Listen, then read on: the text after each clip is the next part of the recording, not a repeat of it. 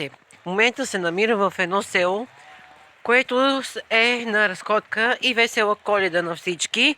Вие сте с третата част на това видео. Зад мен гледате сняг с голяма снежна покривка.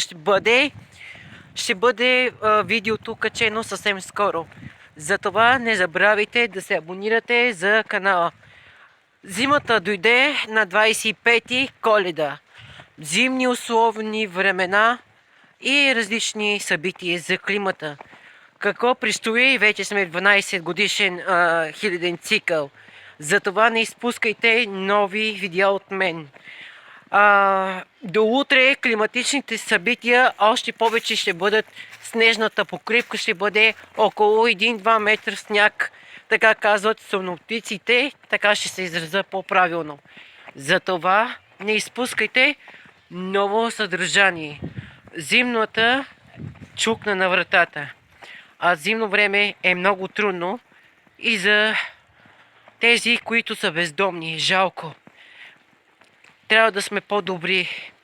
Затова не изпускайте ново съдържание, което ще бъде интересно и весели щастливи празници.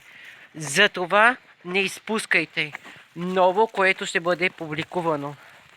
Живота е кратък.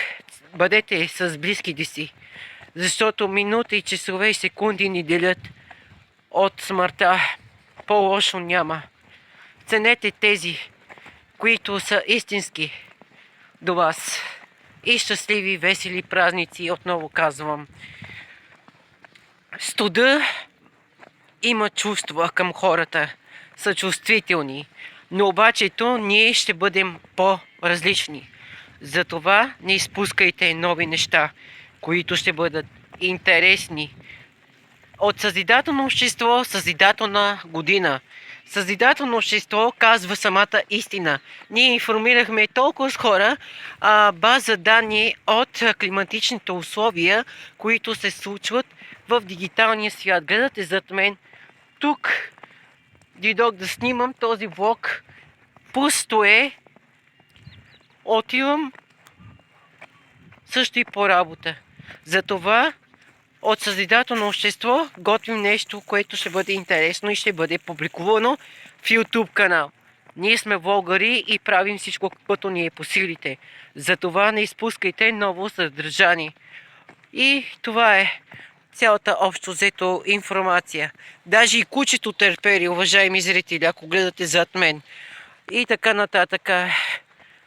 Но какво да се прави? Живота наистина е труден и кратък в зимни условни времена.